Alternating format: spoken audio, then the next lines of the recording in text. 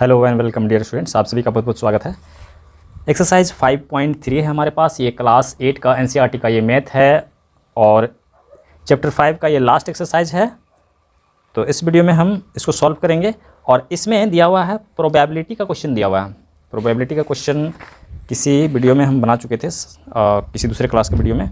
तो प्रोबेबिलिटी का मतलब होता है, देखिए यहाँ पे लिखा हुआ है लिंकिंग चांसेस टू प्रोबेबिलिटी। कितना चांस है, कोई काम होने का कितना चांस है, उसके बारे में ये दिया हुआ रहता है।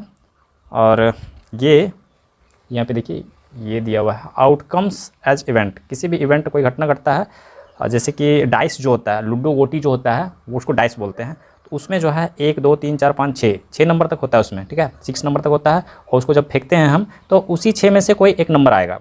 तो कितना, कौन सा नंबर का क्या चांस है, क्या कौन सा नंबर की क्या संभावना है आने का, प्रोबेबिलिटी जिसको बोलते हैं। तो प्रोबेबिलिटी का एक फार्मूला होता है। पिछला बार जिसमें हम लोग बनाए थे उसमें फार्मूला वो दिया हुआ नहीं था, और यहाँ भी इधर कोई फार्मूला दिया हुआ नहीं है, लेकिन ये लास्ट में मैं आप लोग को दिखा देता हूँ। देखिए यहाँ पे जब वो चैप्टर ख़त्म होने वाला रहता है, जिस चैप्टर को हम लोग स्टडी करते हैं, तो यहाँ लास्ट में दिया हुआ रहता है व्हाट हैव वी डिस्कस्ड। हम लोग इस चैप्टर में क्या चर्चा किए और क्या सीखें। तो यहाँ पर दिया हुआ रहता है रो डाटा के बारे में सीखें, और फ्रीक्वेंसी जिसको हिंदी में बारंबारता कहते हैं। तो ये डाटा हैंडलिंग का जो चैप्टर होता है उसमें हम लोग फ्रीक्वेंसी के बारे में सीखते हैं। हिस्टोग्राम कैसे बनाया जाता है, और उसको हम लोग इस चैप्टर में बनाए हैं। तो वो सारा चीज़ दिया हुआ है, पाई चार्ट दिया हुआ है जिसको सर्कल ग्राफ कहते हैं, और रैंडम एक्सपेरिमेंट, इक्वली लाइकली।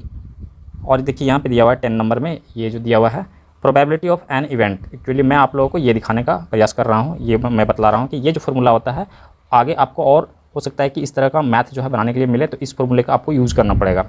तो यहाँ पे इसी फार्मूले से संबंधित हम लोग इस एक्सरसाइज को सॉल्व करेंगे। सबसे फर्स्ट में दिया हुआ है list the outcomes you can see in these experiments. यहाँ पे जो एक्सपेरिमेंट्स करने के लिए कह रहा है, इसमें क्या आउटकम्स आ सकते हैं। यहाँ पे एक स्पिनिंग व्हील है, जैसे कि आप इसको घुमाते हैं, घुमा के छोड़ देते हैं, तो इसमें A B C D दिया हुआ है। तो कौन सा क्या क्या चीज़ें इसमें आ सकता है, क्या क्या चीज़ें आने का संभावना है, प्रोबेबिलिटी है। तो ये चीज़ पूछ रहा है यहाँ पे। तो इसमें क्या है कि अगर इसको घुमा के छोड़ देते हैं तो ये सब आएगा। A 2 है तो दोनों में से कोई A आ सकता है, A आएगा, B C D, तो जो चीज़ें हैं वही आ सकता है। ये हो जाएगा इसका आंसर। मैं आगे आप लोगों को बनाकर दिखा दे रहा हूँ। उसके बाद B नंबर में टॉसिंग 2 कॉइन्स टुगेदर। एक साथ जब 2 सिक्के को उछालते हैं तो उसमें क्या क्या आने की संभावना हो सकता है। तो चलिए यहाँ पर मैं आप लोगों को दिखा दे रहा हूँ, इसको सॉल्व करते हैं। यहाँ पे है क्वेश्चन नंबर 1, और इसमें A नंबर में जैसे कि हम स्पिनिंग ए व्हील, तो व्हील को घुमाते हैं, तो व्हील में जो है वो A B C D इतना ही है। तो उसमें से आउटकम्स क्या होंगे, कि रिजल्ट क्या आएंगे। घुमाने के बाद जो है रिजल्ट तो वही आएगा जो रिजल्ट है ऑलरेडी। A जो है 2 ठो दिया हुआ है, तो 2 ठो दिया हुआ है तो कहलाएगा तो A ही, या तो इधर वाला A आए उधर वाला A आए, उससे कोई फ़र्क पड़ने वाला नहीं, A कहलाएगा। वहाँ B है तो B आएगा, आउटकम्स में रिजल्ट में B हो जाएगा। उसके बाद C है तो C आएगा, और D है तो D आएगा। बस इतना ही आ सकता है, क्योंकि वो इतना ही वहाँ पे है ही। तो ये आंसर हो जाएगा। फेवरेबल आउटकम्स जो है ये आ जाएगा, इसी में से कुछ आएगा। उसके बाद B नंबर में जो है टॉसिंग 2 कॉइन्स टुगेदर। जब हम 2 सिक्के को उछालते हैं एक साथ तो क्या क्या आ सकता है, क्या क्या आ सकता है। एक सिक्का जो होता है, सिक्का आपका इस तरह से होता है, गोल है दोनों सिक्का। तो इसमें क्या है, एक हेड है, हेड, और एक टेल है। हेड टेल ही हम लोग बोलते हैं सिक्के में।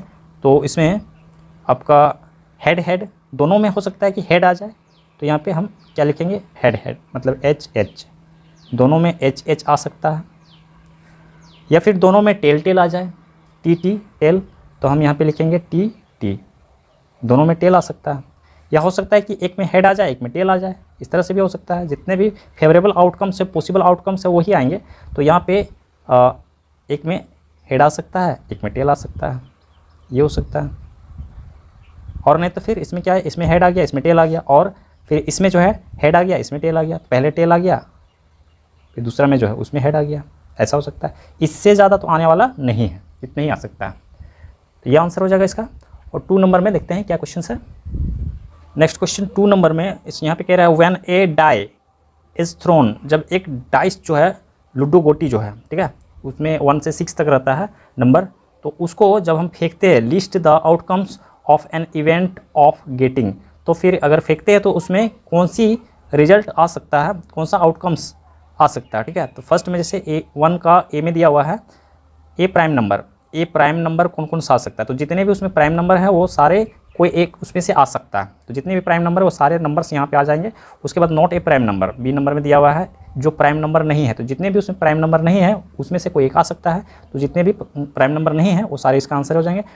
सेकेंड नंबर में यहाँ पे सेकेंड का ए में पूछ रहा है कि ए नंबर ग्रेटर देन 5, एक नंबर जो 5 से अधिक हो। तो 5 से अधिक जो है लूडो गोटी जो होता है, डाइस जो होता है, उसमें सिर्फ एक ही होता है, 6 होता है। तो इसका आंसर ओनली 6 हो जाएगा। उसके बाद इसके बी पार्ट में दिया हुआ है ए नंबर नॉट ग्रेटर देन 5, एक नंबर जो 5 से ज़्यादा नहीं है। तो उसमें कौन सा नंबर आ सकता है, तो 1 आ सकता है, 2 आ सकता है, ये सारे नंबर जो है इससे छोटा है। 2, 3, 4, 5 भी आ सकता है। 5 जो इससे बड़ा तो नहीं है, 5 इसके इक्वल है, ठीक है। तो 1 से लेकर 5 तक इसका आंसर हो जाएगा। चलिए इसको मैं आप लोगों को बनाकर दिखा देता हूँ।